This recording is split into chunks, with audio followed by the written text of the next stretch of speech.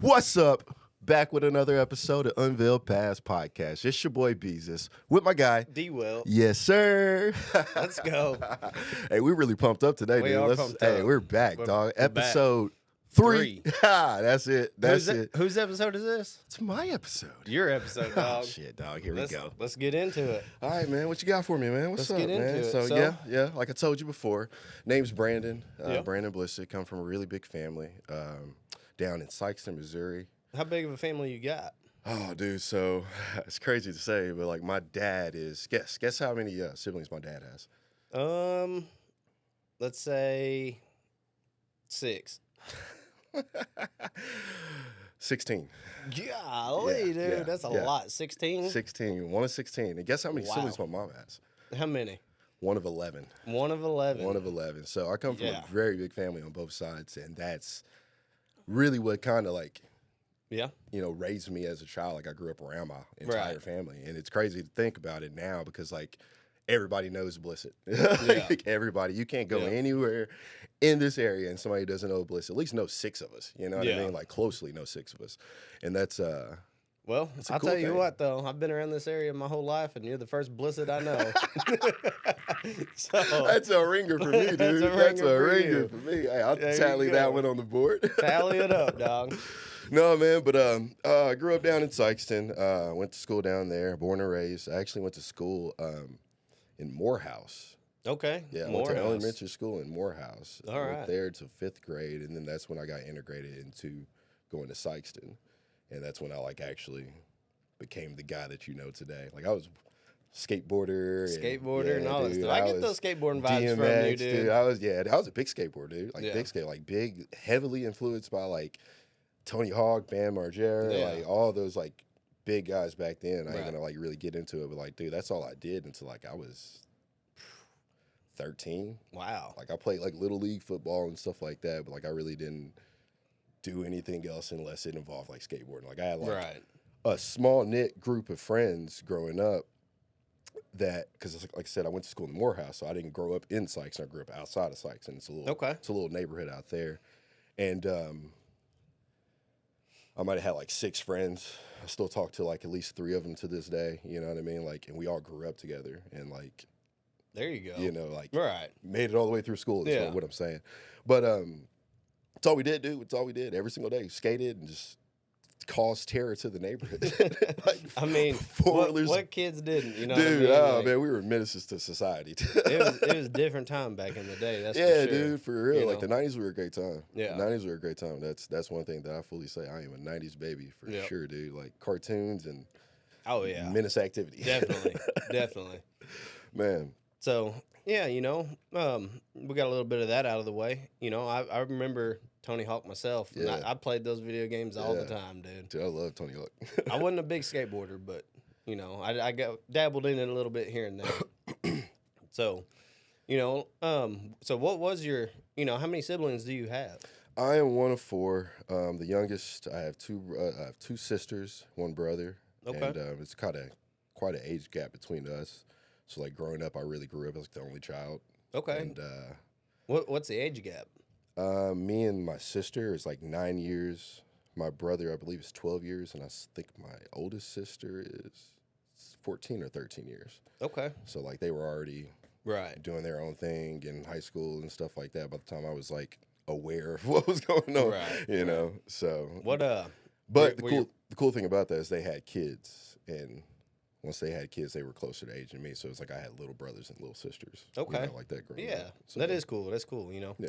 Definitely to see a sibling have kids that are close to your age, you didn't feel alone No. a lot, No, So there's that's some good. years that I did, and that's kind of like some stuff that we can get into like later on. But like that's Yeah. kind of like why I really try to hold family close, and that's why I really like holding family closely because Okay. like I used to hate seeing my brother and sister like have to go to their house. I'm like, man, Yeah. why can't you guys stay here? You know, Right. like I'm a little kid at that time. Yeah. But yeah. So what were your parents still together during that? Yeah. My parents are still married to this day. I think they've been married for going on like 40 years or something like Really? that. Yeah, dude. Wow. My dad got my mom when she was like 18. Wow. High school sweethearts, yeah, huh? Yeah. High Oh, school yeah. sweethearts. Oh, yeah. Like big time high school sweetheart. So, how with that age gap difference, what was it like growing up? You know, kind of you weren't the only sibling, but you were kind of the only one. Yeah. You know, what was that like for you? I had right off the back, I had like 3 role models, aside of my parents to look at, like 3 different examples of life to look at. And I felt alone because, like I said, they would go home. Like my sister, that's like right before me and her didn't get along like at all. Like until I was probably in high school, like we didn't get along. We fought. She called the cops on me one time because we got in a bad argument and stuff like that.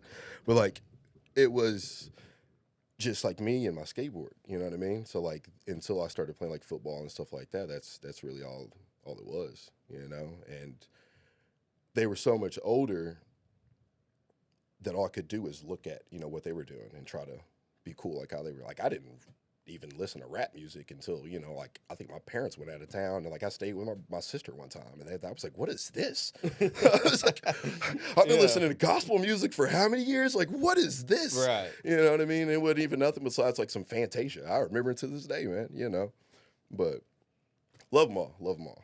That's good. That's good. What? How was your parents' relationship? Parents' relationship was really good. Like we had talked about in Justin's episode, it was kind of like too much of a perfect example. Yeah.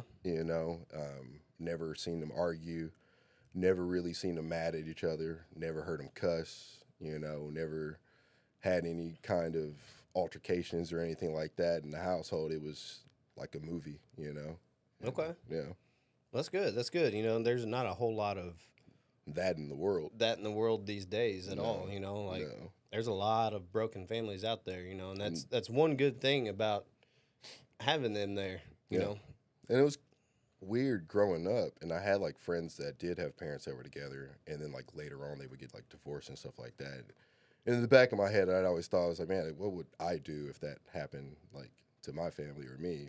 And I never really had that. Like I would go home and be like, oh no, my parents are cool. You know what I mean? Like everything's good. Like no, man. Like I don't think that's ever gonna happen. And still to this day, they love each other to when death. So whenever you would witness your friends going through that stuff, and then you would go home, like how would you think about that when you weren't home? But then whenever you got home, you're like, okay, well, I see how healthy their relationship is and how they are towards each other, and it helped solidify that they weren't going to split. You know what I mean? But also, I do know that to a certain point, we are influenced by outside things outside of our home. Yeah. So how did that affect you outside the home?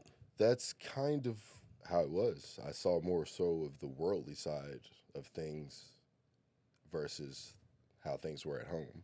Like, I would go home and look at this beautiful picture, but I would go out in the world and I would see, destruction. Right. And, like, real emotions and stuff like that I didn't know how to process. I didn't even have to think about processing them. You know what I mean? Yeah. And that's what traumatized me to this day. Like, I got the reverse effect. Like, I got the like hands down the reverse effect of like having a good childhood, and like it made me just think that I was going to have something bad happen or something bad is going to be like in my life. And right. I don't know. Like I feel like you're always questioning, well, how, when is the bad going to happen? Because everything's good now. Yeah.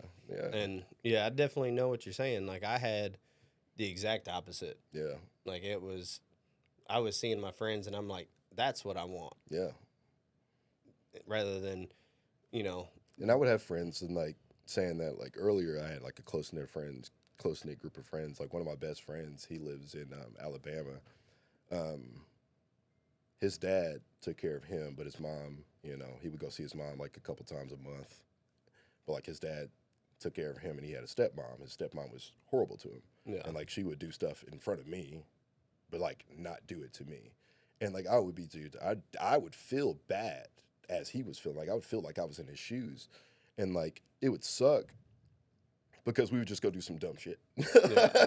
We go get some fireworks and we blow up somebody's mailbox. You know what I mean? Like we could sit in a ditch and we'll just like water gun cars now. Like, you know what I mean? Just crazy stuff. And like it would just be how he was processing, and I was processing it with him. Right. You know? Right. Just anything to help get your mind off of it. Right. Right. make a laugh, Right. And I mean, as soon as it got dark outside, I go home and it's, Brandon, did you brush your teeth? I'm like, yeah, brush my teeth, Mom. All right. Time to go to bed. All right. Comes in, tells me good night. Those back in the day, you come home when the street lights come on. Hey, had to. That's had it. to. That's how you know. You weren't staying out after that. No. You didn't have no phones or nothing. Nothing, as soon man. as the street lights come on, you're like, all right, it's time to go home. Bro, we had makeshift ramps that we built. I had 2 Frankenstein bikes, and I call them Frankenstein bikes because like I parted them and put them together. Yeah. And like literally, it would just be like, all right, we riding bikes today, or we skating today, and like literally from 9 o'clock in the morning till 5 or 6 o'clock at night, every single day. That's all I did, dude. Like, it's summertime, you know what I mean? Like, summer, like, it's all we would do. Yeah. Like, that's it. And I had a couple homeboys that had, like, go-karts and, like, four-wheelers and dirt bikes and stuff like that. And, like, we would just, whatever we could do. And it's crazy because, like, in the middle of, like, the neighborhood that I grew up in, there was this park. It was, like, an abandoned park. And they had a pond that they had, they took all the water out of it. Yeah. So we got the bright idea to go in it, make all these jumps and all this kind of stuff like that. Like, put like a whole bunch like stuff in the middle of it so we could like sit down there and hang out. Dude, and it was just like the time of our lives. Like, the time of our lives, man. Like, heck yeah, man. Go home and be back to being just good old Brandon, Yeah. Yep. So whenever you were growing up, and you said your siblings would come and go and everything like that, how was that effective towards you? Like, how did it present a way that made you feel lonely? Like, I get whenever they were leaving, you'd feel alone and stuff like that, but whenever they were there had to be some sort of idea of, okay, they don't live here no more. They've got their own family. But speak on how you felt and, like, what caused them emotions to really come to surface. Well, it was more of me just wanting more of a relationship with them and, like, wanting what I was seeing, like with people that had siblings or what I would see on, like, TV and stuff like that in movies. And not to, like, retract what I was saying, but, like, my oldest sister, she would take care of me. Like, she was old enough to take care of me. So, like, she would take me with her to, like, the store, stuff like that, drop me off. And then by the time I was 5, she had a son. So, like, there was only so much she can do with me and try to take care of him. So, like, she would do a lot, but, like, there isn't really, she wasn't my mom. Yeah. And then, to speak on, like, my brother's aspect, like, he's a boy. He's teenage. Yeah. Like, you're not going to want to hang out with your little 5-year-old brother every single day. You know what I mean? So that relationship was obtained, later in life once I was old enough. And then my other sister, like I said, there was no way of talking to her. Anytime we talked, we were arguing or fighting. Right. So that's kind of where, like, the lonely. Did you feel like you were cheated out of having a relationship with them because of the age gap and difference? No, I wouldn't say cheated. No. I wouldn't say I was cheated out of it because, I mean, they were there. Yeah. They were there regardless of the relationships I do have or did have with them. Like, they've always been there and they always will be there. Right. That's good. That's good. Yeah. I as in my episode, I really wasn't close with any of my siblings, so I definitely understand the alone side. Yeah. So, let's get into high school. Like, what was high school like for you? So, high school was fun for me. You see the personality. So, like, just think about that as a young teenager. So, like, I played sports. I got in trouble right before I got into high school. Got in a big fight, and police got involved and stuff like that. And they were really trying to press me because they didn't want me to go down that route. So, like, my mom took my skateboard for, like, a year. And, like, literally after that, like, that's all I had to do was, like, play football. And my oldest sister at the time, she was dating my brother-in-law. They weren't married at that time. But, like, he was going to school for what I went to college for as well. And it was training, school, sports, home. Like, it wasn't like going to friend's house. Like, it wasn't nothing like that until started getting good in sports, and Sykeston got prominent for being good in football, basketball, and track and stuff like that. Then my life kind of opened up a little bit more. I started getting to hang out with friends in high school. I was the youngest of my grade, too, so everybody started driving before me. So, like, I had to catch rides with people and stuff like that. So no, man, I had a lot of friends growing up. I had different groups of friends, like you were talking about, like you and your group of friends hopped around. Like I could just literally go to lunch and sit at whatever table I wanted to. There you go. That was kind of like a freedom that most people didn't really get to experience. Did not at all, dude. And it was cool. You know what I mean? It was real cool, especially to have like those big open lunch rooms, like where they had like the small circle tables, like not the long ones, like the small circle ones, so you can just like pop into. It's like popping into parties. Yeah, exactly. So, what age was that incident happen at? I want to say like 12 or 13. 12 or 13? Yeah. Okay. Was it? Somewhere there. I can't think. How did that affect you changing into, like changing your life? Straightened me up. It made me realize that I couldn't, because like elementary school, I was fighting a lot. I had to like really focus myself around. In earlier in high school, like I trained. I did MMA and boxing and stuff like that. I did a little karate, yada, yada, yada. But it made me realize that I couldn't, be aggressive, and just I had to straighten up and do what I needed to do what I wanted to do. Right. You know what I mean? You had to figure out different ways to let that anger out. Yep. And that's where football came in. So where do you think that the anger stemmed from? I don't know. I think it's just personal. Like, just think it's me. Some Yeah. people are just angry. You know what I mean? Yeah. And I think with like my personality, and I'll tell you a little bit more, like with my personality and what I deal with mentally, I overstimulate. When I overstimulate, I kind of get excited. I get really excited. I go 0 to 100 real quick. Yep. And it doesn't matter if I'm happy, sad, like that. And I deal with bipolar depressive. Like I'm bipolar depressive, and that's something that deals with that, Okay. Highs are high and lows are low. Right. You know what I mean? Yeah. So when it comes in, it's either all or nothing on either end. And being young, you don't know how to deal with that. And I didn't know that that's what was wrong with me at that time. It was just the way of life. Yeah. But being able to work out, being able to train with my brother-in-law, being able to go to school and be focused in school, Yeah. that's what I did. And then I became the funny guy. So there you go. Jumping out of windows and stuff. Yeah. Dude, I literally jumped out a freaking window in like so many classes, but I did in 2 classes, and I got 2 teachers. I won't name the teachers, but I got 2 teachers with it. So like typical, walk into school. How we doing today? Doing good. How you doing today, Mr. Blissett? Doing great. Walk in, go in the classroom, slide in, say what's up to a couple people, hop out the window. Straight hopped out the window. Walked back around the building. How we doing today? How we doing today, Mr. Blissett? Dude, got him twice, funny. Dude. Twice. That's funny. So yeah, that was high school me. There you go. That was high school me. Did real good in football. Turned down college scholarships. Didn't want to play in college. Dealt with a shoulder injury. I knew that life was more than just being another number on somebody's roster. Yeah. And I was a lot smarter than to just put myself out there like that I could get a scholarship to go to college. I could go to college. Right. And just, get a degree.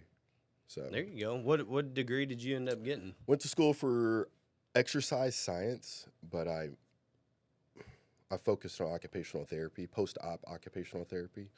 And then I had 2 minors. I had one in recreations, and then I had another one in nutrition.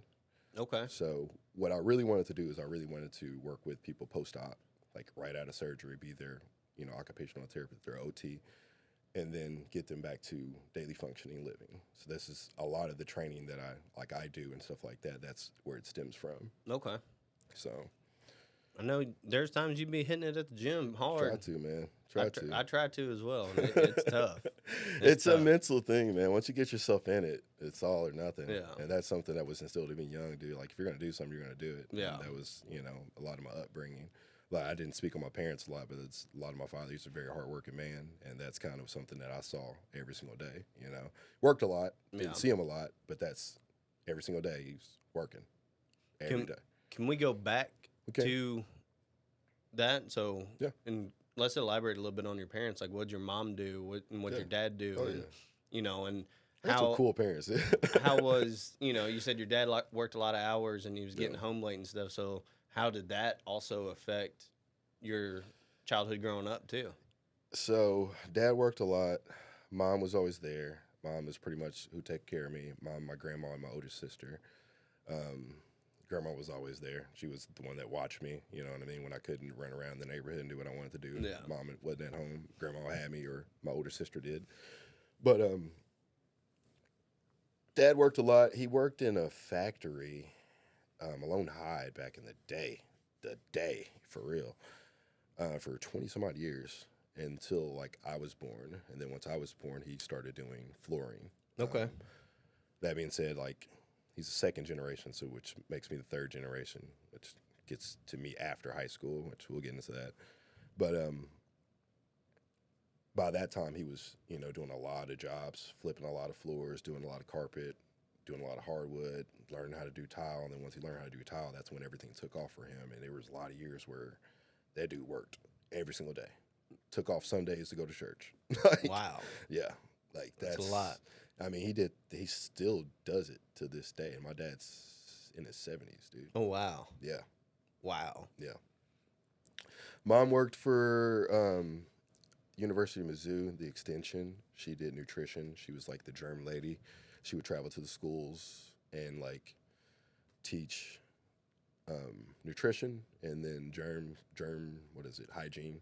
Okay. To the little kids and stuff like that. And then she would help with the WIC offices, getting like food stamps, getting you like groceries at the food banks and stuff like that. Okay. And she did that for, I don't know the amount of years, but I know she retired and she's chilling now. Yeah. So. That's good. That's good. Dad working a lot let me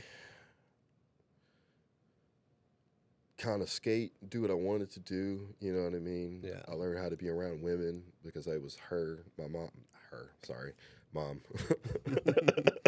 My mom and my sister. My sister's right before me. Every single day, or with grandma every single day. So I was really around a lot of women growing up. And then there was a lot of times my mom would be like, "Go hang out with your dad. Go do something with your dad." I'm like, "Nah."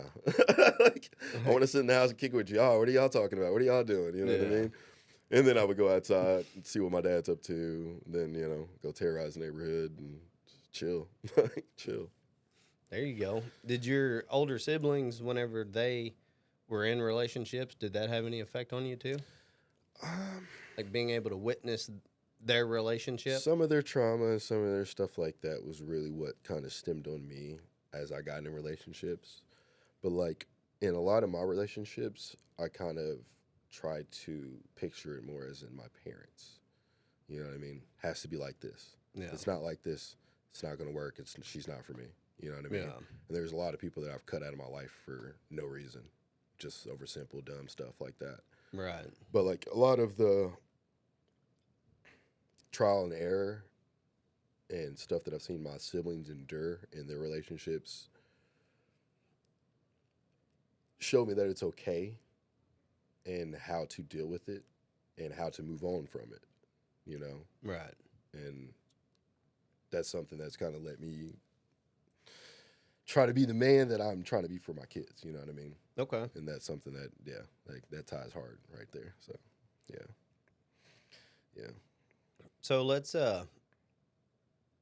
we hopped into where you were at for college and everything like that. So, and what you got your degrees in. Let's start off with why haven't you done, why are you on the path that you're on versus where your degrees? So, that kind of, okay, here we go. So, after college, while I was in college, I met my kid's mother and started dating her. Never really had any like serious relationships. I had like maybe my high school girlfriend that I dated, and then one other girl that I dated after that, and that kind of broke my heart, you know what I mean, at that time. And then I kind of met my kid's mother, and then I kind of stayed with her for a while, and I really got out of college, and I had to figure something else out. I had a bad. It's kind of hard to say. I don't know how to say it. I guess I kind of got forced to have to get a real job, as soon as I graduated. And Was that because she got? yeah, she was messing. Our relationship was messy, Yeah.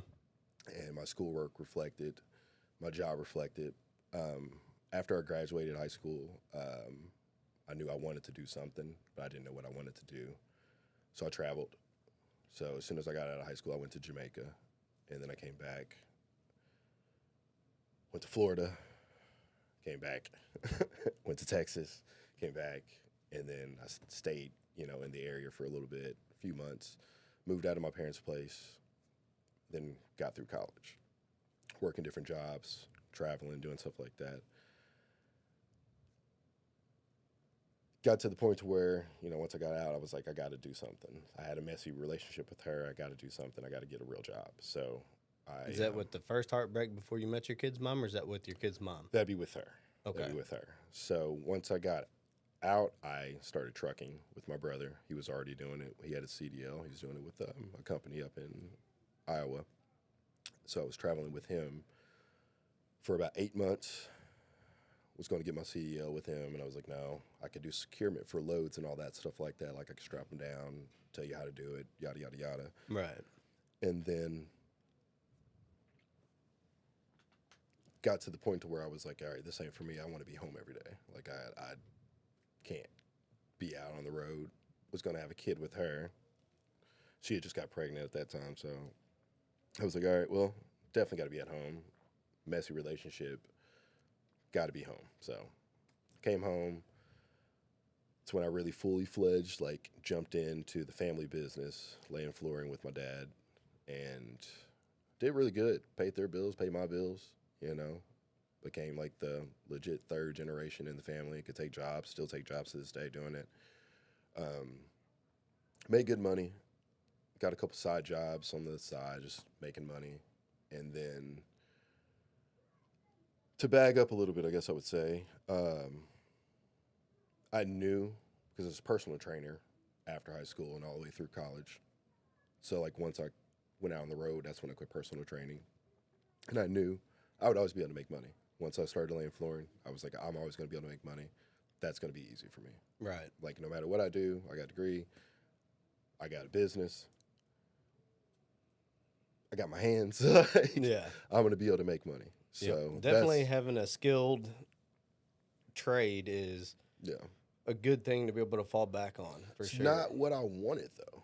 And that's kind of why it was kind of hard to give you the answer that you wanted, because that's not what I wanted. I wanted to, like, move off and work for some college and, right, either teach or train.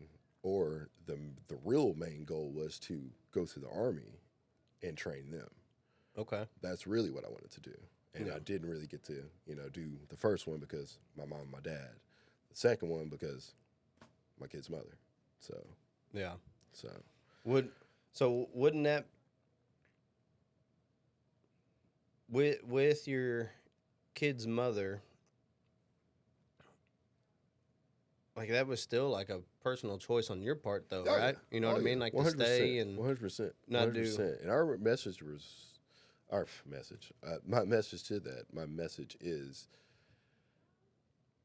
it's a personal choice. Yeah. And like I chose, and like I said, I saw the trials and errors of my siblings, and I gave that one person that time. Right. And after 9 years of trying, I got tired of trying. Yeah. And I finally realized, I was like, all right, well, leave it where it is, move on with your life. And there were times where I had to, leave it alone. And it would always come back. We'd leave it alone, and it would just come right back. And, yeah. But like, it was just seeing the trial and error and thinking like, nope, this could work. This can work. This can work. And sometimes you just got to realize like it's not going to work. Right. And you think a lot of that stemmed from with that mindset, because you stated earlier, that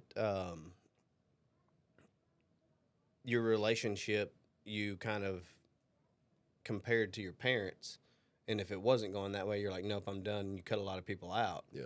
Like, do you think because you cut a lot of people out, doing that, that kind of you've been down that road. So then with your kid's mom, you saw that as, okay, well, that didn't work in the past, so maybe I should stay and try and work things out.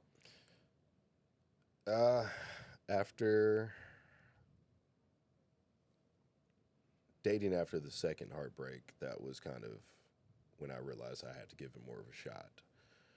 And then self-reflecting and realizing that it takes two to tango. You know, it's not always on them. It's not always going to be perfect. I got to be able to grow and adapt and adjust. And then with her, she got it all.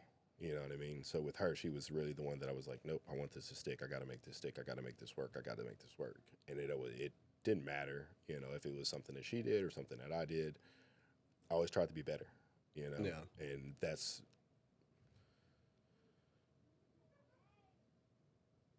really was hard. Right. You know what I mean? Yeah. It was really hard. It is like hard. I said, dude, for like 8-9 years, it was just hard. And I mean, we had good times. We had some really good times. Like, we had 2 beautiful children out of it and everything. But like, it was just hard to just mentally deal with, and being, you know, bipolar depressive and being, you know, trying to be the best person that you can be to someone, and it's still just not working. Yeah. Right. So whenever you and her were together and you found out that you were having your first child with her, how'd that make you feel? Dude, I was confused. Were you? I was so confused. We were together for so long. I was like, now? I was like, now? Yeah. It's like, well, all right. Well, like I said, I was like, oh, let me come home. And, you know, I did the one thing that I always told, you know, my parents that I would never do, because, you know, I didn't do other things that I wanted to do in life. So I was like, I've always said I was never going to work in a warehouse. I was never going to work for a factory. Yeah. I got a job at DHL. Worked there for 2 years. Within 9 months, I was training people. Within a year, I was running the whole training program for about a year. There you know go. What I mean? So yeah. like, I did that. That was fun. That was probably the funnest job I ever had. Yeah. I started on nights. That was cool. Oh, wow. Yeah, that was cool. Wow. Yeah. So, yeah, you know, I mean, that's cool. That's one heck of an accomplishment, too. Yeah.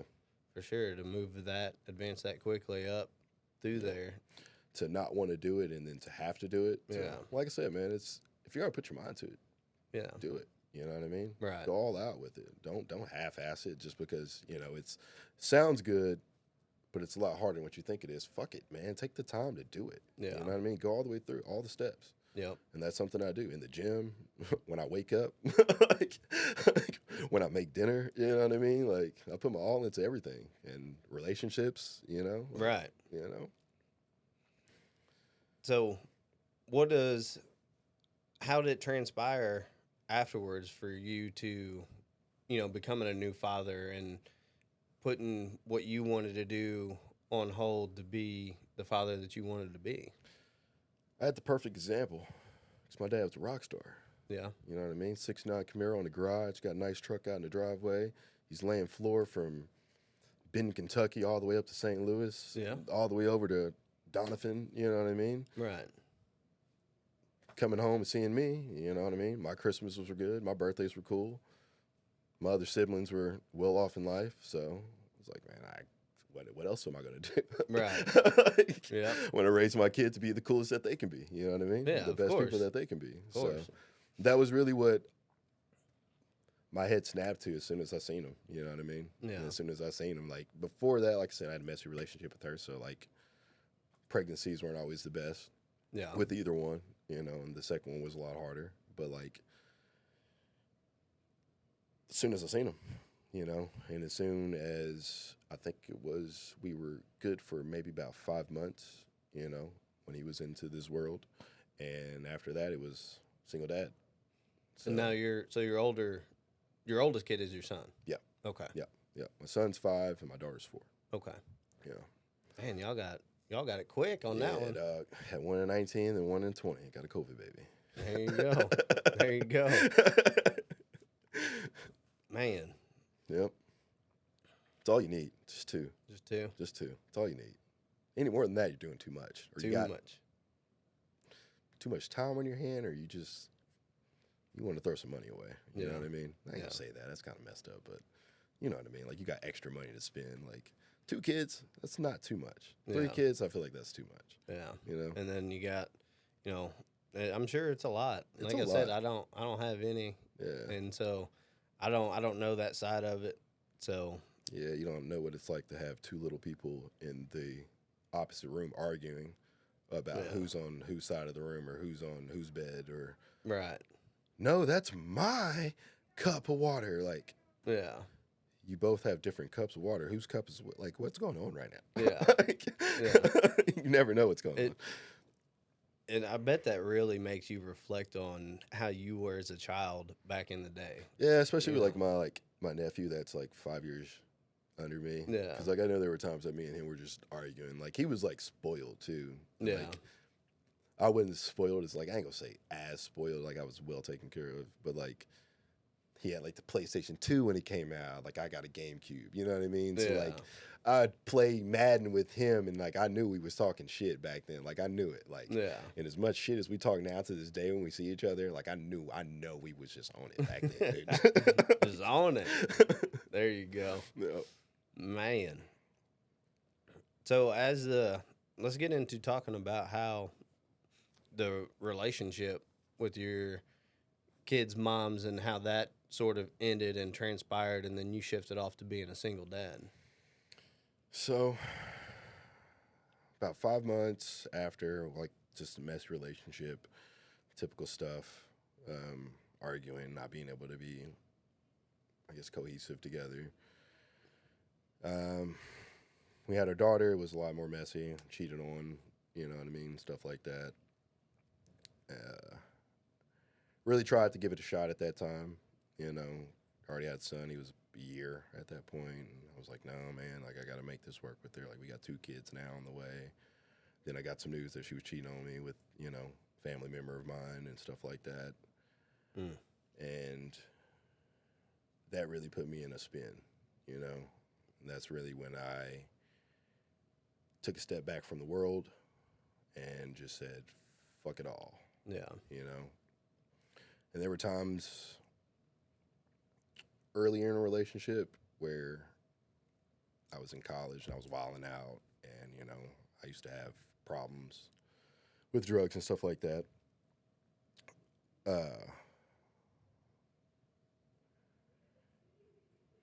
Kind of tried to off myself, you know, and allow myself a few times.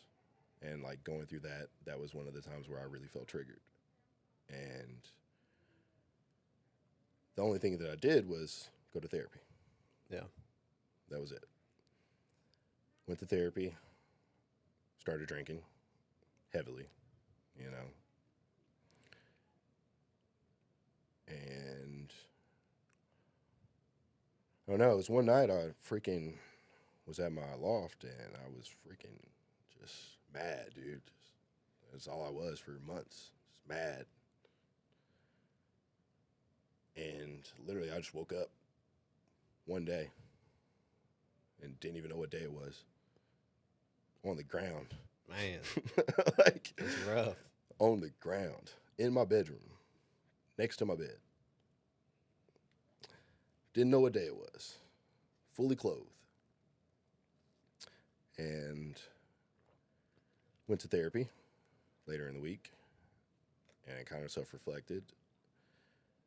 And I said, no, I'm not going to go that route again. I'm not going to go this route. Like, I'm going to have to do some things to change. And at that time, she was keeping my kids from me. My son just at that time, because it was around the time my daughter was conceived. Didn't know if I was going to get to see him or when I would get to see him. Didn't know anything about my daughter, you know. So it was just a lot of time in my head, you know what I mean? Yeah. And at the time I was running a vape shop. I quit working at the warehouse. I needed something more cohesive with hours to be there for my son. So I kind of got to the point where I was like, no, I'm going to be something that's going to be easier on me so I could be there for him, you know? And I just took a lot of time and tried to just focus on myself. I got in a relationship That girl did a lot for me. I'm not gonna lie to you. I wasn't the best to her, but she did a lot for me. And I tried to help her a lot. And by me trying to help her, helped me. And then my daughter was born. And then after my daughter was born, it was game on. You know what I mean? It's different when you have a little girl. Yeah. You know what I mean? It's a lot different when you have a little girl. So, yeah. Had to get it out the mud. Had to use a lot of the self-reflecting I did from therapy. Had to stay focused, you know, on being the best dad that I can be and being here for them. You know, not in jail, not 6 feet under, not halfway across the world, but to be here for them. Right. You know? Yeah. So, what were some of the things that you reflected on afterwards that really helped you grow? A lot of my temperaments. Yeah. A lot of the way that I react. A lot of the things that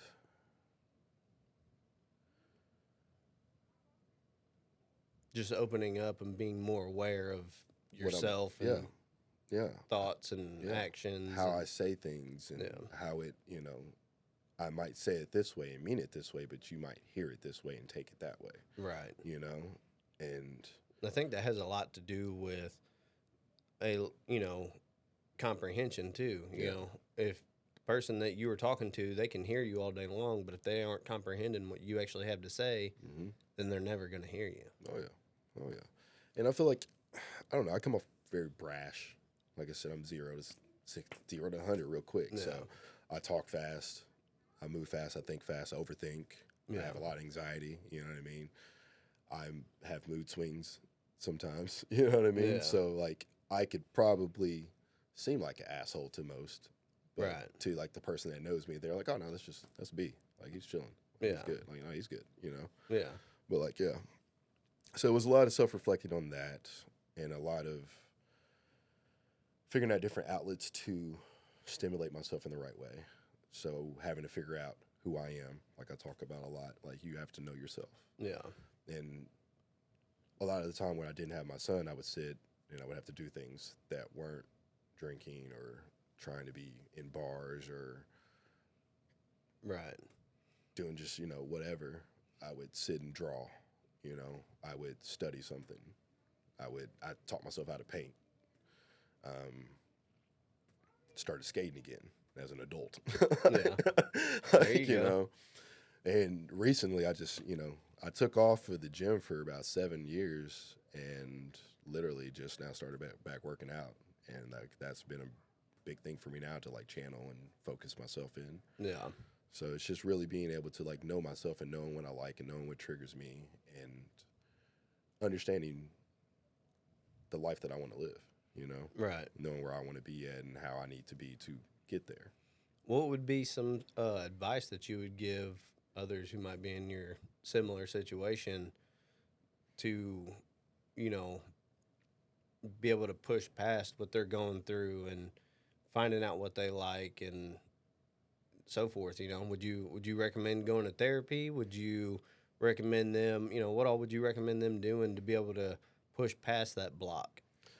I mean, it could start off simple as sitting down and doing a list, you know, writing out the things that you like and the things that you don't like and going from there, you know. Therapy is one thing that I always push if you feel like you need it. Yeah. You know, if you don't feel like you need to go to therapy, then don't go to therapy. You know what I mean? But like if you feel like that you need to sit down, you need to talk to somebody, you know, reach out to a friend or somebody like that and then, you know, acquire it from there. Yeah. I know my experiences with therapy has been more so of, you know, I know I'm always going to have issues to mess with in life. And going to therapy for me was a game changer. Yeah. But I also know that I can only go so far in therapy without having to stop, use them tools I gathered, work on myself, get through the issues that I'm going through, and then, you know, taking on new challenges, figuring out new things, and then whenever I need to go back to therapy later on, when things start getting heavy again, then I can go back to therapy. Oh yeah, and that's kind of how I did it. And like for me, it was for my trauma, that big trauma of just being angry at the world at the time. My daughter was conceived. Uh, it really helped me just not be as angry, and just learning what triggers me, and then learning how to get myself into the flow of being zen. You know what I mean? Just being calm, understanding, okay, well, this makes me mad. This is why that makes me mad. I don't have to be mad about it. Right. Just go on about my day. Whenever you reflected on that, did you find anything of previous traumas beforehand that you didn't realize was stemming that trigger?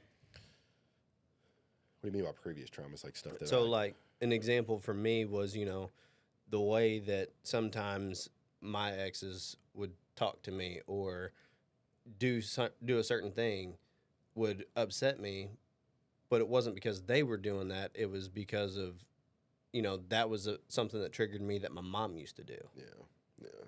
So it wasn't really much from childhood that triggered me. Like little things, I would say. Yeah. Like just normal. I mean, it could have even been from a previous ex too. But like a lot of relationship stuff, like I don't deal with a lot. Like, From a lot. Like I'm a loner. Like I'll chill at my house by myself for a month straight before I like see anybody. You know what I mean? Like I'm totally fine with that. Like you've noticed. But like that's kind of. But like I said, I got a lot of friends and stuff like that. Like I like being around people. But like I can't say that any one thing that be like. I don't know. Yeah. I don't like to be talked to a certain way, I guess, Yeah. Like you had said, like that's really something that I can say, like that triggers me. But like it's really just situational. Right. Principle. Mm-hmm. That's more so what I figured out. It's just not trauma. It's just the principle of things. Like I have a perfect picture in my head, like everything needs to be just perfect. You can be nice, I can be nice. Oh, excuse me. You go ahead. Right. You walk in front of me while you clearly see that I'm walking, and you obstruct my path. Like, oh no, that's a little rude. You know what I mean? Yeah. You don't say it. Principle. Simple stuff like that within a relationship. That can trigger me. But like that's where I learned in therapy. You have to be able to communicate boundaries before you get to that point. Right. You know what I mean? Yep. And you've got to even know your boundaries too. And that goes back to what you were saying earlier about knowing who you are and what limits you have and what is and isn't okay with you and what you're willing to do, because I really don't believe in red flags, and my purpose for that is because things that I'm okay with, you may not be. You might see those as red flags, but I'm not. Right. Like it's very, like you said, situational. There are extremes of like cheating and lying and doing things behind your back that your significant other shouldn't do. Yeah.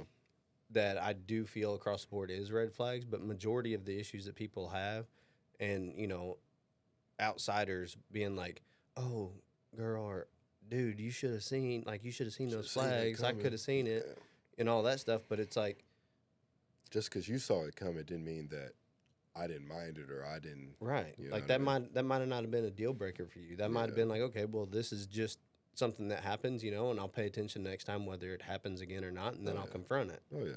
I mean, I 100% agree with that because we've all dealt with a lot. You know what I mean? Yeah. You know what I mean? It's not just me. It's not just you. It's everybody. We've all dealt with a lot within a relationship. Mm-hmm. If you put up with more than you've said. I've taken back women that I've never, I said I would never take her back, and I got back with her. You know what I mean? Right. How many times? You know what I'm saying? Yeah. But like you just get to that point where you're going to for somebody. You know what I mean? You're going to. Like those red flags ain't gonna be red flags for somebody, but somebody else you're not gonna deal with it. You know what I mean?